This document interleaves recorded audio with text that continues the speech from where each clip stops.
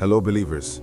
Today we embark on a blessed journey, back in time, to walk alongside the final prophet, Muhammad, peace be upon him, and understand the wisdom and beauty behind his marriages. We begin our story in the bustling city of Makkah in the late 6th century.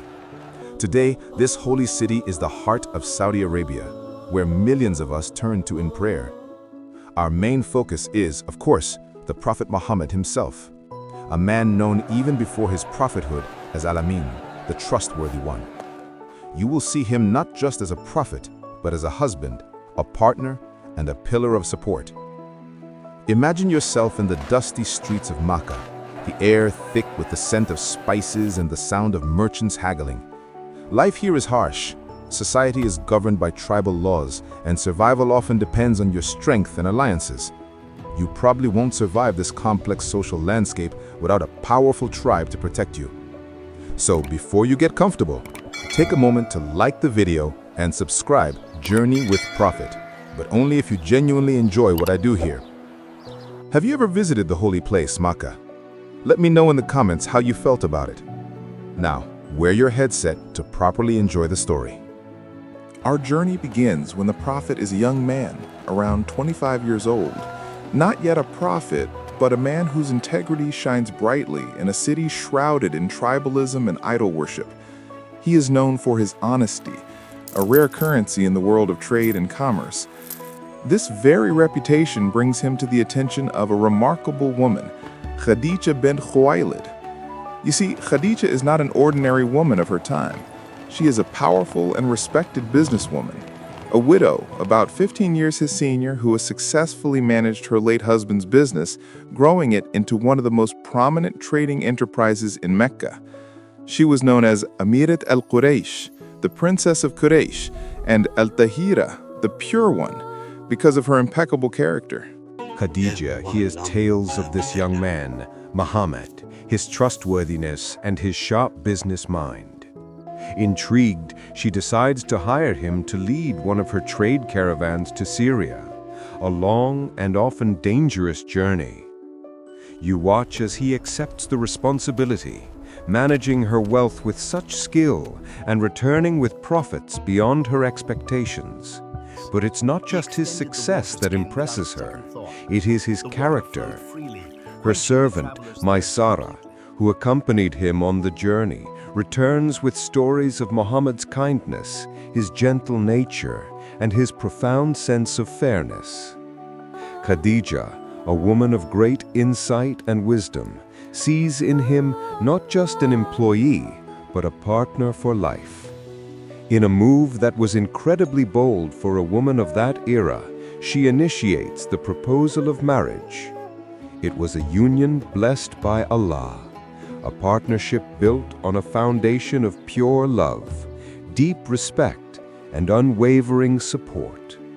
Their marriage was a happy and monogamous one that lasted for 25 years until her death. For 15 years, your life with them is one of tranquility and mutual devotion. They are blessed with children, and their home is a haven of peace. You witness Muhammad's increasing need for solitude and reflection. He often retreats to the cave of Hira, a small cavern on a mountain outside Mecca, to meditate and ponder the state of his people. Then, one fateful night, everything changes. You are with Khadijah in their home when Muhammad returns from the mountain, trembling, his face pale with a mixture of awe and fear. He cries out, "Cover me, cover me!" Khadijah, without a moment of panic, rushes to his side, wrapping him in a blanket, holding him and soothing his troubled soul. When he is calmed, he tells her of the incredible encounter in the cave. An angel, Gabriel, appeared to him and commanded him to read. He explained how the angel squeezed him until he could bear it no more, before revealing the first verses of what will become the Holy Qur'an. He fears for his sanity, for his life. In this moment of profound uncertainty, you witness the immense strength and faith of Khadijah. She does not doubt him for a second. Instead, she becomes his anchor. She says words that would echo through history. "Never, by Allah. Allah will never disgrace you." You keep good relations with your kith and kin, help the poor and the destitute, serve your guests generously, and assist the deserving calamity-afflicted ones. With these words, she not only comforts her husband, but also becomes the very first person to believe in his message, the very first Muslim. Her support does not end with words. She takes him to her cousin, Waraka ibn Nawfal, a learned Christian scholar who recognizes the signs of prophethood and confirms that the angel who visited Muhammad was the same one who had brought revelations to Moses.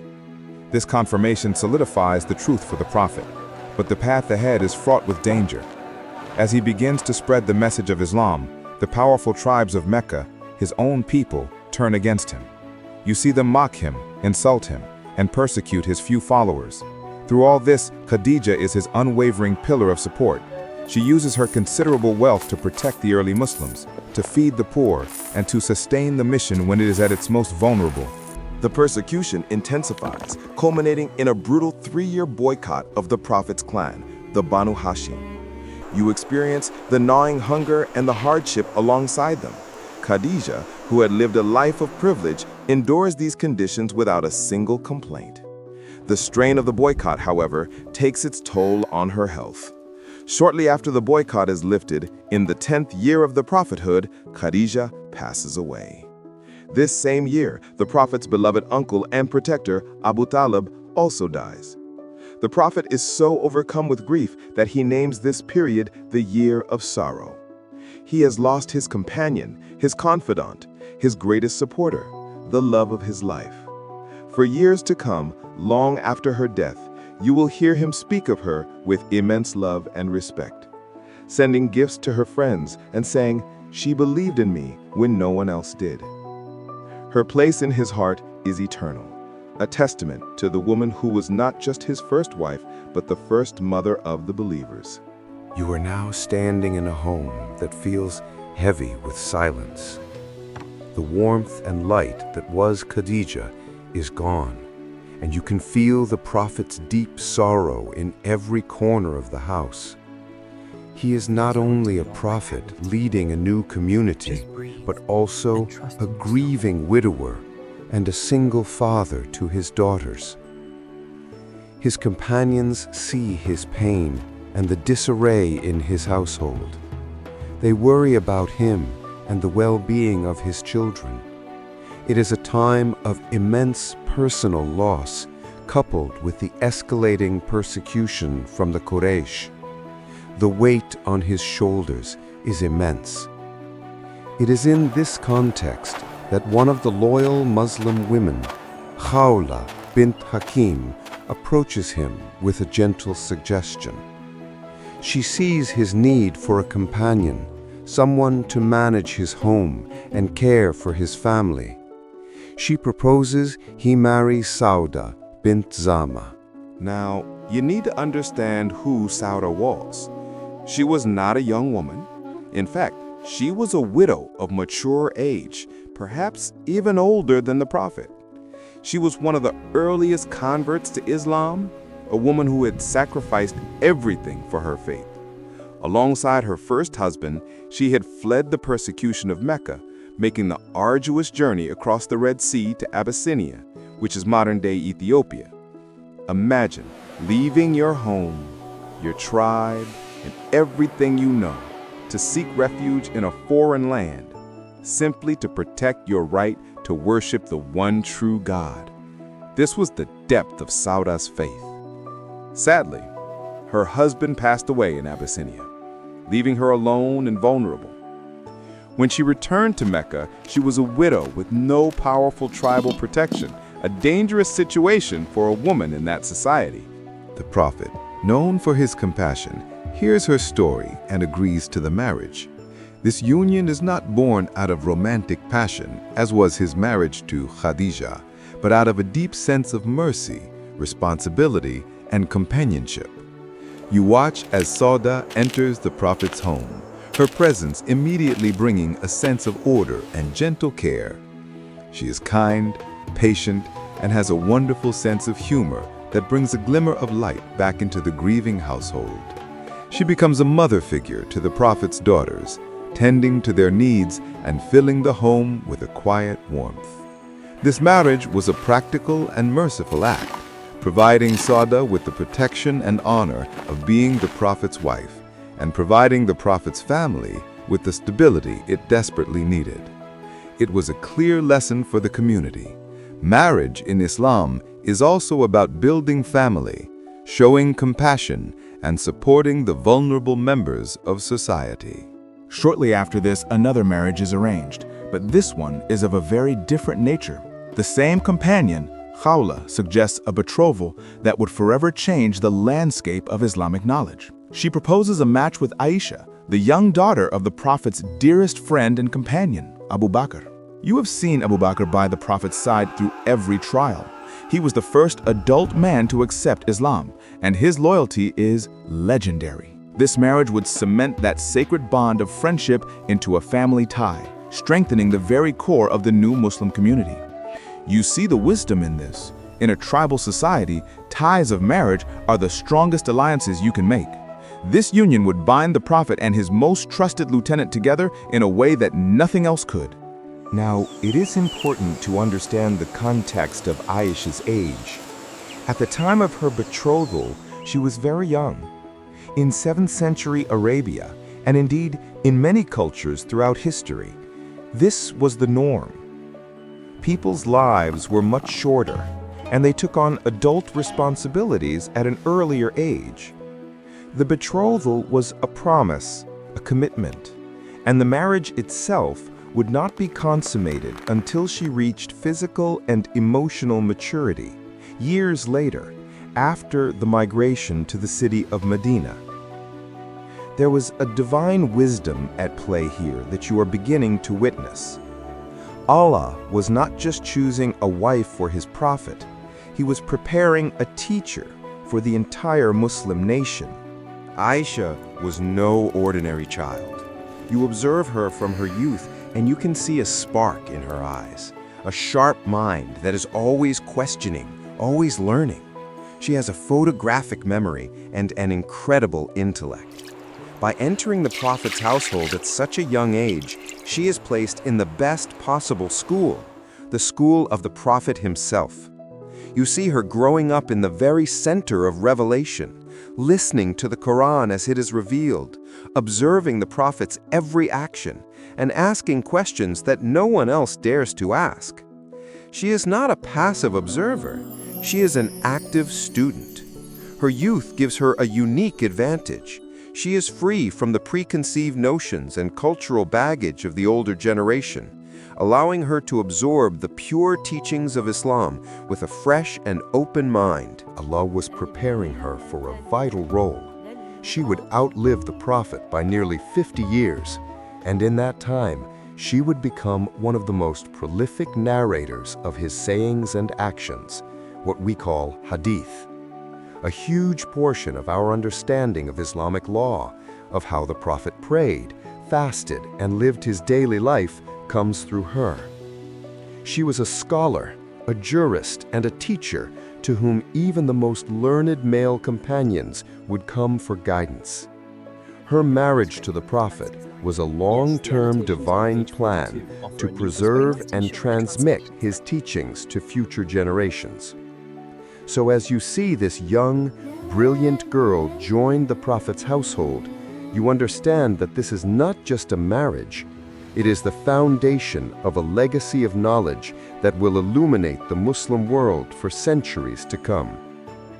The household of the Prophet now has two new mothers of the believers, Sawda, the embodiment of compassionate service, and Aisha, the future vessel of divine knowledge. Your journey continues, and the scenery has changed dramatically. You are no longer in the hostile city of Makkah, but in the welcoming oasis of Medina. The Prophet and his followers have made the great migration, the Hijrah, and established the first Islamic state. But peace is fragile. The community is now a nation, and with nationhood come new responsibilities and new dangers, including the constant threat of war. The early battles for survival have begun, and while they bring victories, they also leave behind widows and orphans. It is in this new reality that the Prophet's role as a leader and the shepherd for his flock expands in ways you are about to witness. You see a man, his face etched with concern, pacing outside his home. This is Umar ibn al-Khattab, one of the Prophet's closest companions, a man whose strength and fiery passion for Islam are legendary. His heart is heavy for his daughter Hafsa. She is a young woman, full of life and piety, but she is now a widow. Her husband was a brave soldier who gave his life for Islam in the Battle of Badr, the first major victory for the Muslims. For Umar, ensuring his daughter's well-being is his primary duty. You watch him first approach Abu Bakr, the Prophet's dearest friend, offering Hafsa's hand in marriage. But Abu Bakr remains silent. Then he goes to another great companion, Uthman, whose wife, the Prophet's daughter, had recently passed away. Uthman too politely declines. Umar is hurt and confused by these rejections from his closest brothers in faith. He goes to the Prophet, his heart full of complaint. The Prophet, with a gentle and reassuring smile, listens to his friend's pain. Then he says something that lifts the burden from Umar's soul. Hafsa will marry one who is better than Uthman, and Uthman will marry one who is better than Hafsa. The Prophet then marries Hafsa himself and gives his own daughter, Kulthum, in marriage to Uthman. In one stroke of compassion and wisdom, you see the Prophet heal his friend's heart, honor a martyr's widow, and forge an even deeper family bond with Umar, the man who would become the second caliph of Islam. This marriage, like the one to Aisha, strengthened the inner circle of the Muslim leadership, uniting the two most powerful companions, Abu Bakr and Umar, as fathers-in-law to the Prophet. Hafsa brings her own unique strength to the household. She is a woman of strong character, much like her father. But more importantly, she possesses a rare skill for that time. She can read and write. You see her devotion to knowledge and to the words of Allah. It is this skill and piety that lead to her being given one of the most sacred trusts in the history of Islam. After the Prophet's death, when the first complete written compilation of the Qur'an is made during the Caliphate of Abu Bakr, it is Hafsa who is chosen to be its guardian. That original master copy of the Holy Book, the Mus'haf, is entrusted to her care. This is a monumental historical fact. She becomes the keeper of the revelation, preserving the literal word of Allah for all future generations. Around the same time, another woman is brought under the Prophet's care. Her name is Zaynab bint Huzaymah. Like Hafsa, she is a widow of a martyr from the Battle of Uhud. But Zaynab was known for something special long before she entered the Prophet's home. She was called al-Masakin, which means the mother of the poor. Her kindness and generosity were famous throughout Madinah. Her door was always open to the needy, and her hands were always giving. The Prophet marries her to provide her with honor and protection, taking the widow of one of his fallen companions under his own wing. This was a direct lesson to the community on how to care for the families of those who sacrificed their lives for the faith. Her time in the Prophet's household is very brief. You witness her quiet life of prayer and charity for only a few months before she falls ill and passes away. She is the only one of the Prophet's wives, other than Khadijah, to die during his lifetime. Though her story is short, it is a powerful reminder of the Prophet's immense compassion and the Islamic emphasis on social welfare. Now you meet a woman of incredible resilience and wisdom, Salama.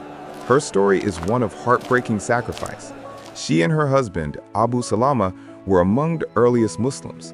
They had fled to Abyssinia to escape persecution, and when migrating to Medina, they were forcibly separated by their tribe. Her husband was taken one way, Their young son was taken by another tribe, and she was left alone. For a year, you see her go out every day to the spot where they were separated, weeping until the tribe finally takes pity on her and allows her to join her husband in Medina. Their reunion is joyous but short-lived. Abu Salama is wounded in the Battle of Uhud and later dies. Salama is utterly devastated, left a widow with 4 young children. The Prophet, seeing her deep faith and wisdom, proposes marriage. She hesitates, telling him, "I am an old woman. I have a family of young children, and I am a very jealous woman." You now witness the beautiful character of the Prophet. He replies, "Regarding your age, I am older than you. Regarding your children, they will be my children, and I will pray to Allah that He removes the jealousy from your heart." With this reassurance, she accepts, and her wisdom becomes a great asset to the Prophet and the entire Muslim nation. Her most famous moment of counsel comes at a critical juncture known as the Treaty of Hudaybiyah. The Muslims have traveled to perform the pilgrimage but are blocked by the Meccans. The Prophet agrees to a treaty whose terms seem humiliating to his companions. They are so upset that when he commands them to shave their heads and offer their sacrifice, no one moves. A crisis is brewing. The Prophet, distressed, enters his tent and tells Salama what has happened.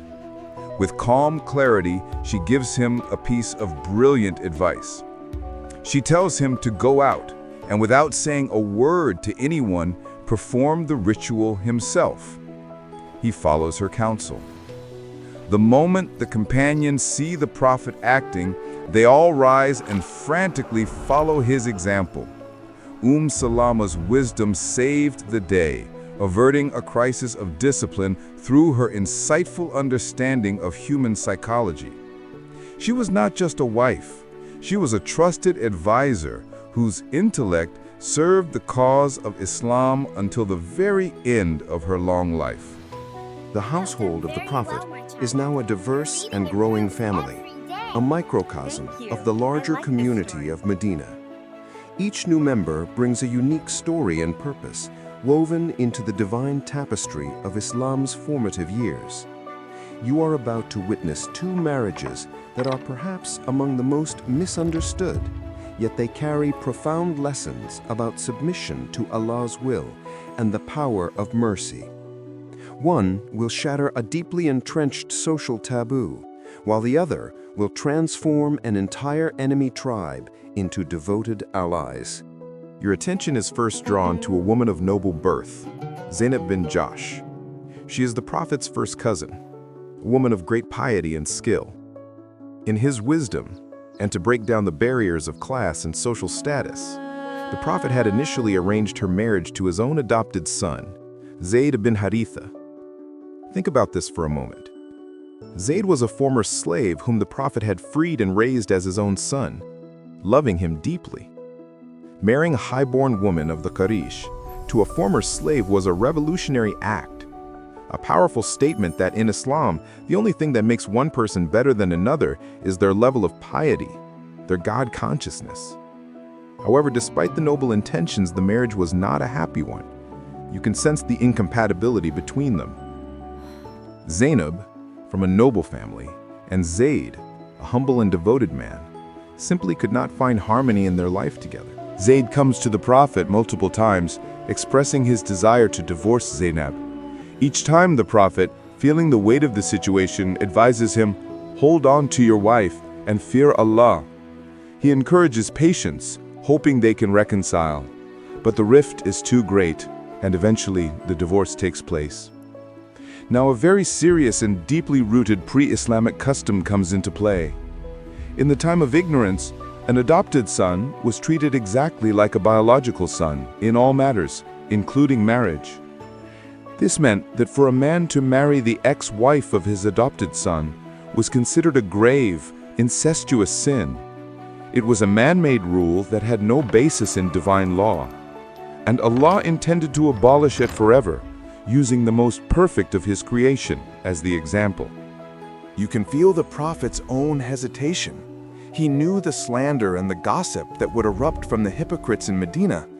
They would twist the story and use it to attack his character. But the command of Allah is absolute. A direct revelation comes down, enshrined forever in the Holy Qur'an in Surah Al-Ahzab. Allah commands his Prophet to marry Zaynab, stating clearly that the purpose is to show the believers that there is no sin in marrying the divorced wives of one's adopted sons after they have concluded their marriage. This was not a matter of personal desire. It was a difficult and public legislative act. The marriage itself was unique. It was Allah himself who acted as the guardian and announced the marriage through revelation. Zaynab would later speak of this with pride, saying that the marriages of the other wives were arranged by their families, but her marriage was arranged by Allah from above the 7 heavens. You witness this momentous event, a social revolution that liberated the concept of adoption from the false burdens of pre-Islamic tradition, making it clear that an adopted child is loved and cared for, but does not carry the same legal rulings as a biological child regarding marriage and inheritance. Soon after, you find yourself on the march with the Muslim army. A campaign is launched against the tribe of Banu al-Mustaliq, who are gathering forces to attack Medina. The Muslims are victorious, and as was the custom of warfare at the time, the defeated tribe's women and children are taken as captives. Among them is a woman of high standing, Juwayriyah bint al-Harith, the daughter of the chief of the tribe. She is a princess who now finds herself in the humbling position of a captive. Juwayriyah seeks out the Prophet to plead for her freedom through a contract of ransom. As she speaks to him, you are struck by her dignity and intelligence.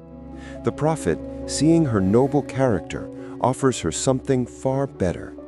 With the utmost respect, he says, "Are you seeking something better than that?" She asks what that might be. He replies, "I will pay your ransom for you, and I will marry you." For her, this offer is a lifeline, a restoration of her honor that she could never have imagined. She immediately and gratefully accepts. The news of this marriage spreads like wildfire through the Muslim camp. You hear the whispers turn into declarations among the companions.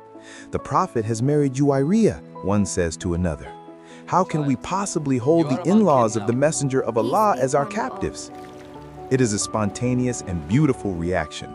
One by one, then in droves, the Muslim soldiers begin to free the captives from Banu al-Mustaliq, all 100 families of them, without accepting any ransom.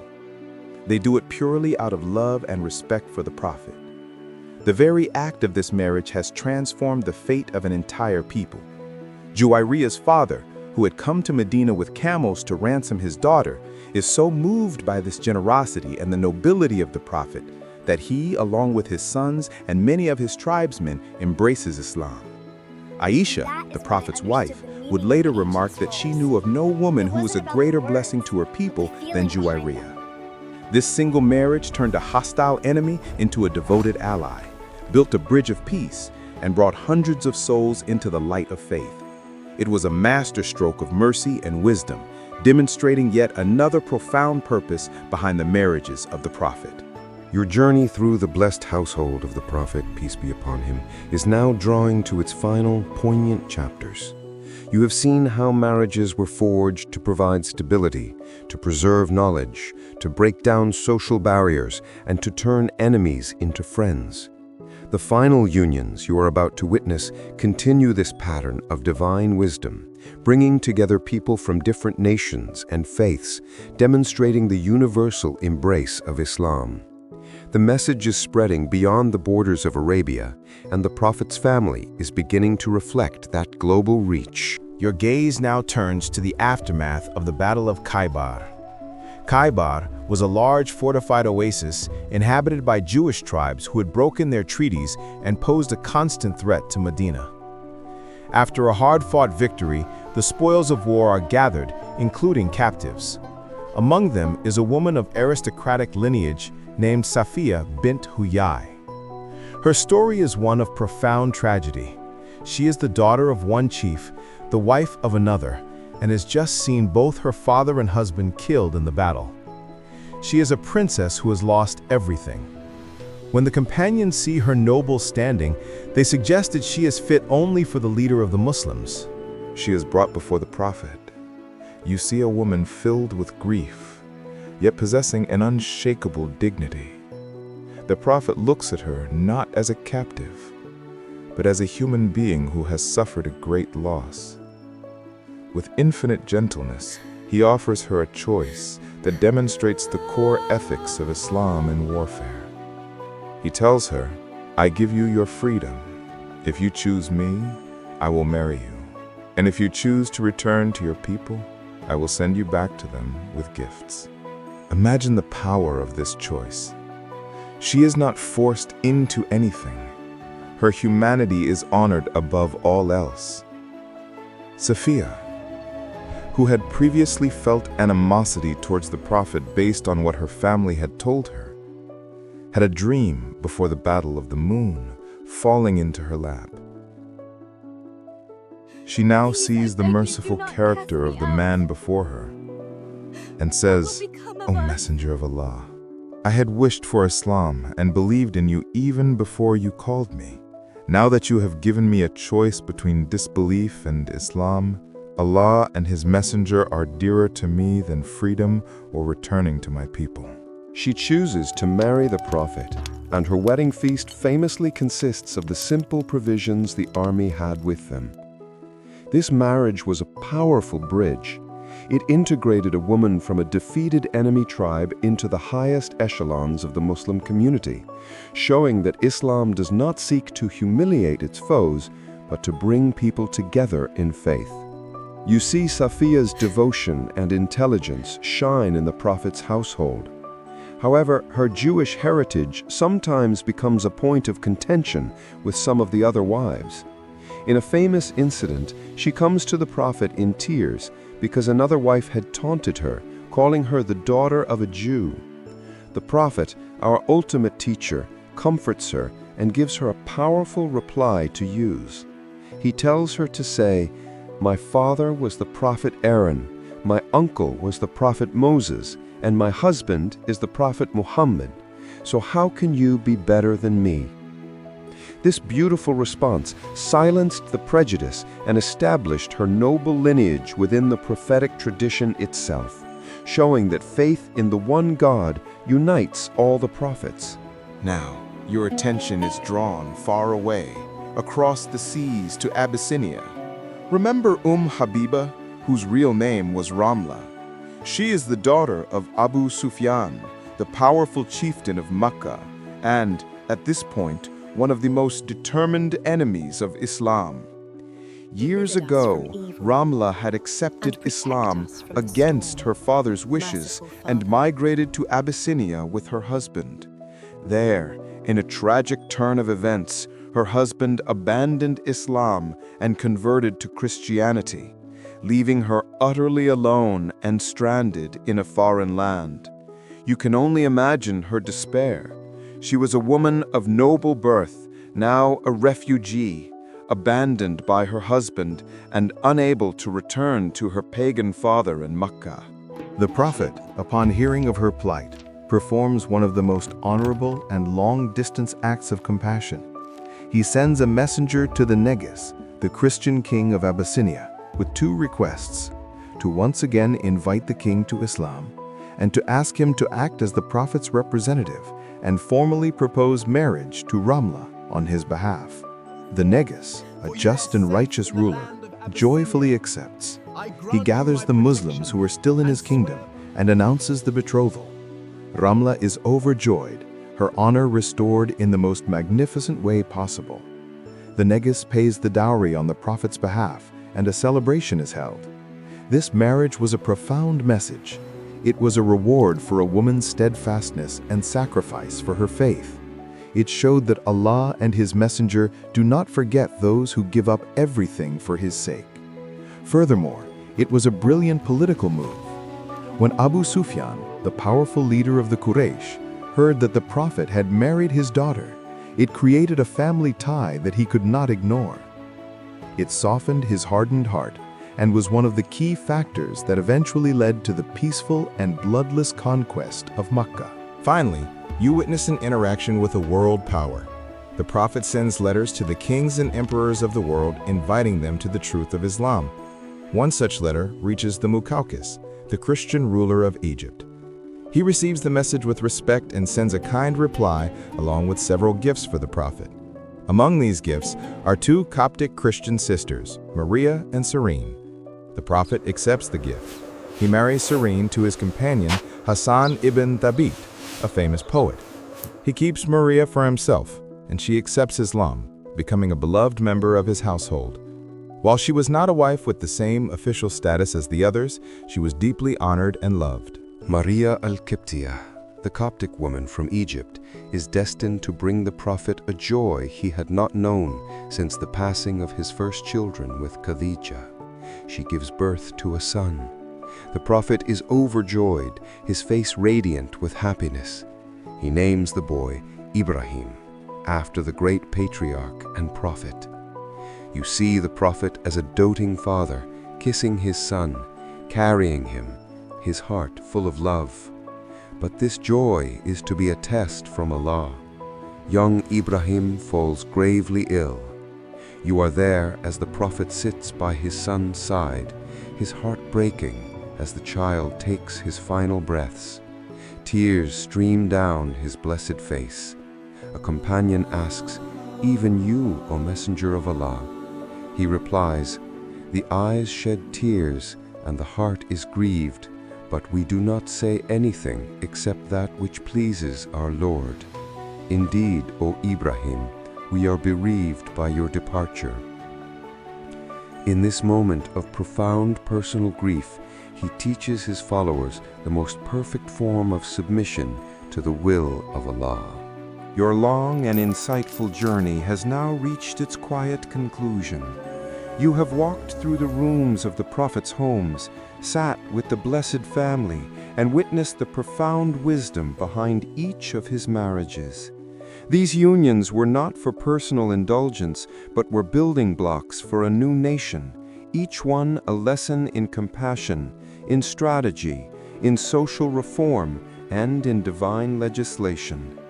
You have seen how he honored widows and orphans, how he built bridges with hostile tribes, how he broke down the harmful traditions of the past, and how he established a legacy of knowledge through his wives that would guide billions for all time. The mothers of the believers were not just his spouses, they were teachers, scholars, counselors, and role models whose lives continued to illuminate our own. As the sun sets over the city of Medina, casting a peaceful glow over the Prophet's mosque, where many of them are now laid to rest, you can feel the immense love and mercy that was the foundation of this remarkable family. Their stories are not just tales from the past, they are living lessons that whisper to us across the centuries, guiding us, comforting us, and reminding us of the beautiful character of our beloved Prophet, Muhammad, the mercy to all the worlds.